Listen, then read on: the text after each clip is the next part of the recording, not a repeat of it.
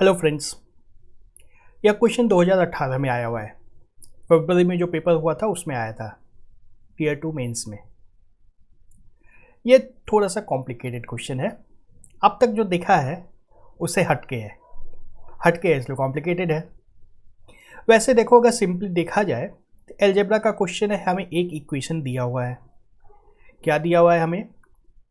x1 x2 x3 is equal to 4 into 4 plus x1 plus x2 plus x3। यह एक equation दिया है और इसको यूज़ करके हमें इस दूसरे इक्वेशन की वैल्यू निकालनी है ना। कोई आइडेंटिटी नहीं लगती है इसमें, कुछ नहीं लगना है।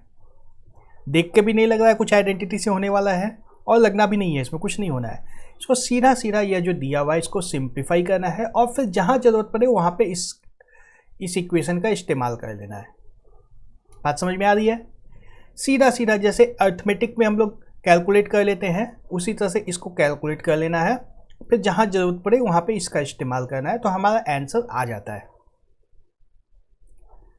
अगर पहले नहीं देखा हुआ क्वेश्चन है तो मैं बोलूँगा कि एक बार वीडियो को पॉज करके अटेम्प्ट खुद से करके देखो, तब ज़्यादा समझ में आएगा। और चूंकि 18 में आया हुआ है तो कब दोबारा आ जाए 19 में 20 में कोई नहीं बता सकता है, तो तैयार तो रहना है इस तरह के क्वेश्चंस के लिए भी। खैर, इस क्वेश्चन के बारे में मैं यह बताऊंगा कि इस क्वेश्चन को अटेम्प्ट तभी करना जब बाकी सारे क्वेश्चन जो आसानी से बनने वाले हैं वह हो जाए। पहले इसको अगर स्टार्ट कर दिया तो हो सकता है कि इसमें 15 मिनट टाइम वेस्ट हो जाए और आंसर भी ना आए, या 15 मिनट लगाने के बाद आंसर आ भी गया तब भी पीछे ही पड़ जाओगे ना। एक क्वेश्चन का आंसर निकालने से तो काम नहीं बनना है, सारे के आंसर्स निकालने हैं। इसलिए इस क्वेश्चन को हमेशा लास्ट में अटेम्प्ट करना है। जब इस तरह का कोई लगे देखा हुआ नहीं है, क्या करें नहीं समझ में आ रहा है, तो इस तरह के क्वेश्चन को लास्ट में अटेम्प्ट करना है। टाइम मैनेजमेंट की यह बात है। ठीक है, स्टार्ट करता हूं मैं। देखो, हमें जो चाहिए 1/2 plus x1 plus 1/2 plus x2 plus 1/2 plus x3 की वैल्यू चाहिए हमें। तो इसको पहले तो सिंप्लीफाई करना होगा, क्योंकि जब तक यह इस फॉर्म में है हम लोग इक्वेशन का इस्तेमाल नहीं कर सकते। इक्वेशन का इस्तेमाल करने के लिए कुछ उस फॉर्म में आना होगा। उस फॉर्म में आने के लिए हमें इसको सिंप्लीफाई करना होगा। सिंप्लीफाई करने के लिए क्या कर सकते हैं हम लोग? एलसीएम लेके मल्टीप्लाई करना होगा, और तो कोई उपाय है नहीं। तो देखो, एक साथ तीनों को अगर ऐड करोगे तो थोड़ा सा लेंदी हो जाएगा। अलग अलग करके देखो। वैसे तो एक साथ कर सकते हो, अगर बहुत कंफर्टेबल हो तो बिल्कुल एक बार में सीधा एलसीएम ले लो। एलसीएम क्या आएगा? 2 plus x1 plus 2 plus x2 plus 2 plus x3, और फिर तीनों को मल्टीप्लाई करना है और ऊपर में 3 टर्म्स आएंगे, है ना। मैं स्टेप बाय स्टेप करके दिखा देता हूँ। एक बार सीख जाओगे तब खुद से करके देखना एक साथ कैसे होता है। पहले हम लोग इस 2 टर्म को ऐड करते हैं, ठीक है। उसके बाद तीसरे को ऐड कर देंगे। तो एलसीएम हमारा क्या आएगा? दोनों का प्रोडक्ट हो जाएगा। क्या आ जाता है? 4 plus 2 times x1 plus x2 plus x1 into x2, यही आएगा। और ऊपर क्या आ जाएगा? 4 प्लस x1 प्लस x2, है ना। दोनों का सीधा सीधा एडिशन हो जाएगा। प्लस तीसरा टर्म जो था हमारे पास 1/2 प्लस x3, ठीक है। अब इस दोनों को फिर से ऐड करना है, तो हमें नीचे क्या करना है? दोनों को मल्टीप्लाई करना होगा एलसीएम के लिए। चलो एक बार मैं लिख देता हूं। पहले हमारा नीचे आएगा 4 प्लस, ये स्टेप देखो एक्स्ट्रा लिख रहा हूं मैं, एग्जाम में ये सब करने की जरूरत नहीं है। अभी चूंकि पहली बार सीख रहे हो तो इसको लिख देने से ज़्यादा अच्छा रहेगा। यह एक टर्म है जिसको मल्टीप्लाई करना है 2 प्लस x3 से, है ना। और पहले में क्या आएगा? 2 प्लस x3, इसको मल्टीप्लाई करना है 4 प्लस x1 प्लस x2 से, प्लस दूसरा टर्म जो आएगा तो सीधा सीधा यहीं आ जाएगा 4 plus 2 x1 plus x2 plus x1 x2। देखो, अब कंफ्यूज नहीं होना है, इसको धीरे धीरे सिंप्लीफाई करना है। सिंप्लीफाई होता है। इतना लंबा देखकर अगर डर जाओगे तो नहीं हो पाएगा। अगर आराम से करोगे तो होगा। इतना भी कोई मुश्किल नहीं है कि नहीं होगा। देखो यहाँ पे क्या आएगा हमारे पास? पहले 2 से सब कुछ को मल्टीप्लाई करना है, तो क्या आएगा? 4 into 2 8 plus 2 times x1 plus x2, फिर x3 से सबको मल्टीप्लाई करना है, तो क्या आ जाएगा? 4x3 plus x1 x3 plus x2 x3 plus इधर तो सिंप्लीफाई किया हुआ ही है, 4 plus 2x1 plus x2 plus x1 x2। देखो ये तीनों हो गया, x1 x2 x1 x3 x2 x3 और x1 x2 तीनों टर्म्स आ गए इस तरह के। और यहाँ देखो 2 x1 प्लस x2 यहाँ पे है, x1 प्लस x2 यहाँ पे है, तो 4x1 प्लस x2 और 4x3 सिंप्लीफाई हो रहा है। ये चीज़ अगले स्टेप में हम लोग करेंगे, अभी दिखा दिया मैंने सिर्फ। और जब हम लोग डिनोमिनेटर की बात करेंगे तो पहले इस पूरे को 2 से हमें मल्टीप्लाई करना है, तो आ जाएगा हमारे पास 8 plus 4x1 plus x2 plus 2x1 x2। उसके बाद फिर इस पूरे को x3 से मल्टीप्लाई करना है, क्या आएगा 4x3 plus 2x1 x3 plus x2 x3 plus x1 x2 x3। ठीक है, नजर नहीं आ रहा है? चलो मैं गायब हो जाता हूं, ठीक है। अब देखो यहां पर यह 8 है, यह 4 है, 12 plus 2x1 plus x2 2x1 plus x2 4x1 plus x2 हो गया, प्लस 4x3 भी है, तो 4x1 plus x2 plus x3 हो गया।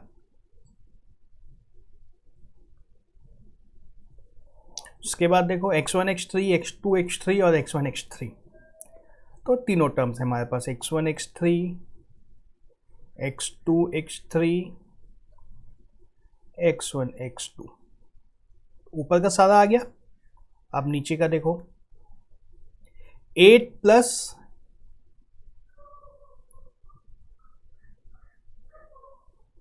कुछ नहीं, 8 ही है नीचे तो।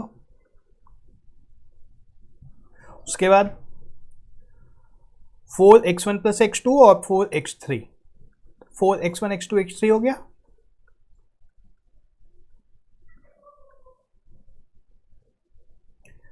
प्लस 2 टाइम्स ये सब कुछ है, x1 x2 x3 x1 x2 x1 x3 और x2 x3।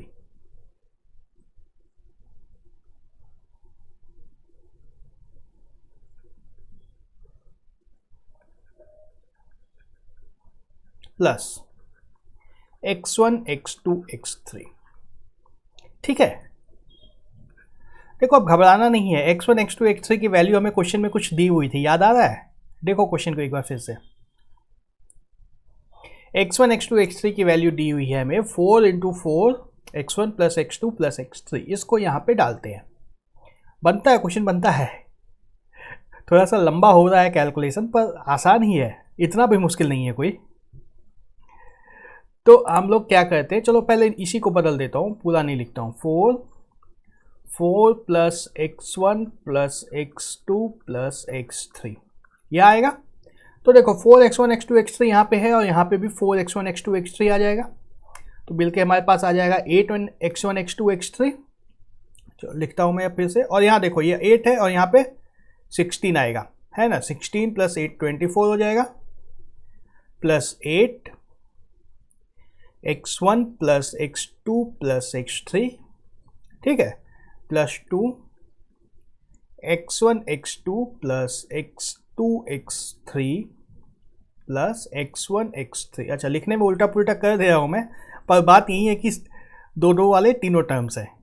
और ऊपर देखो, अब ऊपर था हमारे पास जो वहीं रहेगा, 12 plus 4 x1 plus x2 plus x3 plus x1 x3 x2 x3 x1 x2। अब देखो सीधा सीधा नीचे डबल है, ये 12 का 24 हो गया है, यहाँ 4 का 8 हो गया है, अंदर का तो सेम है और ये पूरा जो सेम है और उसके बाहर 2 आ गया है, तो ऊपर नीचे कैंसिल हो जाएगा, हमारे पास बच जाएगा सिर्फ 1/2। क्वेश्चन कितना लंबा था, आंसर कितना छोटा सा आया, 1/2। तो ऑप्शंस देखो हमारे पास, ऑप्शन बी है 1/2, तो यही हमारा आंसर होगा, ऑप्शन बी। बात समझ में आई?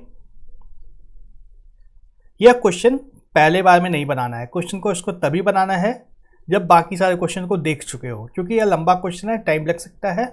और टाइम लगने से ज़्यादा इंपॉर्टेंट क्या है इस क्वेश्चन में कि इसमें गलती होने की संभावना बहुत ज़्यादा है। x1 x2 x3 कहीं भी लिखने में गलत हो गया, 1 का 2 हो गया तो बस आंसर खत्म। अब फिर उसको खोजने के लिए और बहुत सारा टाइम इन्वेस्ट करना होता है, इसलिए इसको लास्ट में अटेम्प्ट करना है। यह क्वेश्चन भी 2018 का है। The cost of 4 pens 6 notebooks and 9 files is ₹305। The cost of 3 pens 4 notebooks and 2 files is 145।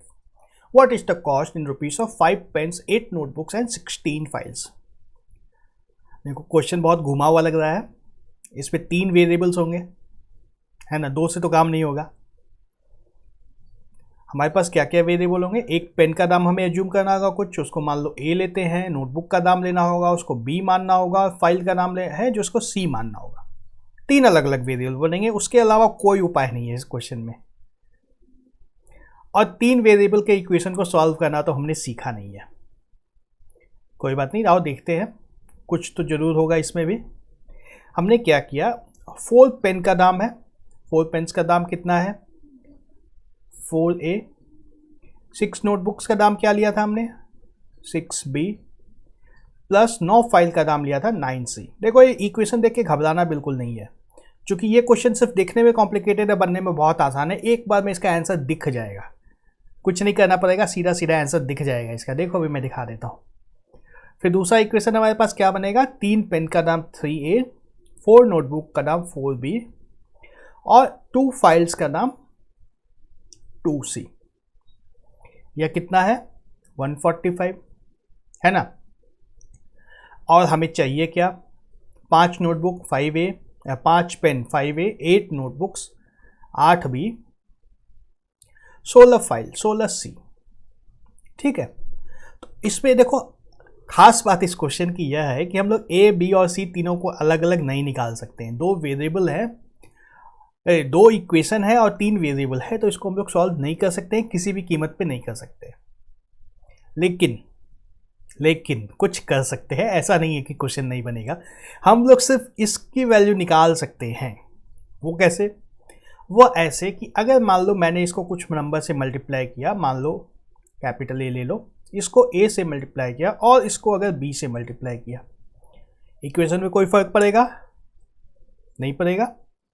जैसे मैंने 4 पेन लिया है, 4 की जगह 8 पेन ले लूँ, 6 की जगह 12 नोटबुक ले लूँ और 9 की जगह 18 फाइल ले लूँ, सब कुछ की क्वांटिटी डबल कर दी तो दाम कितना हो जाएगा 305 का डबल हो जाएगा। अगर सब कुछ की क्वांटिटी हाफ कर दी तो दाम भी हाफ हो जाएगा, होगा ना, बिल्कुल ऐसा ही होना है। उसी तरह से दूसरे इक्वेशन के साथ भी यही हुआ है।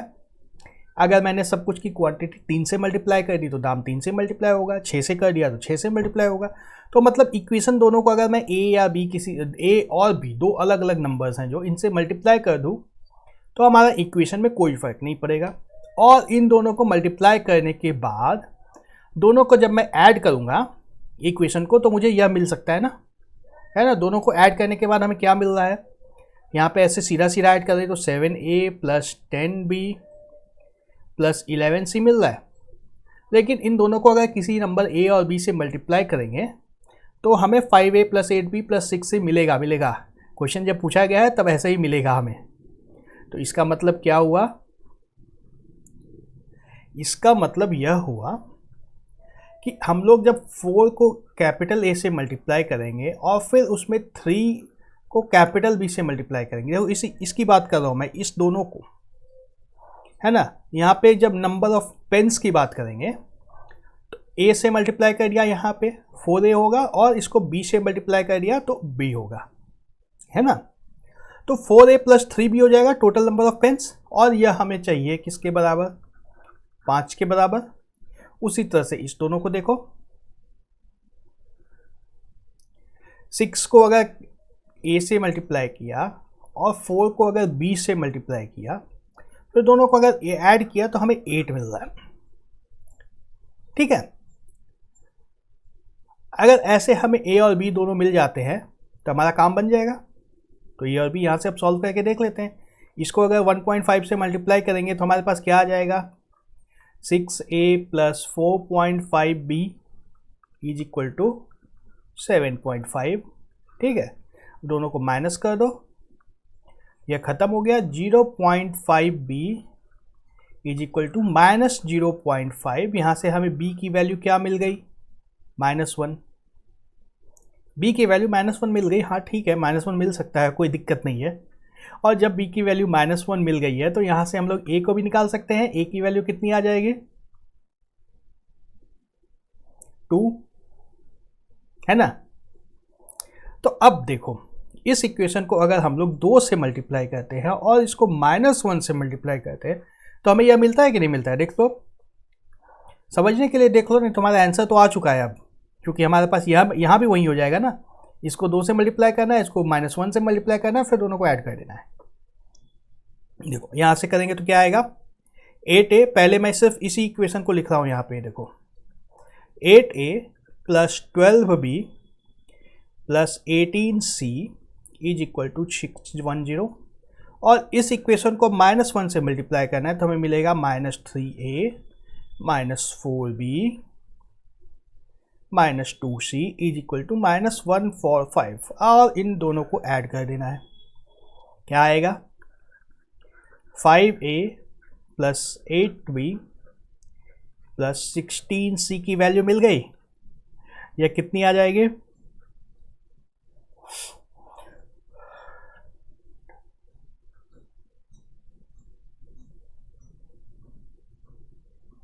465, है ना। Option B.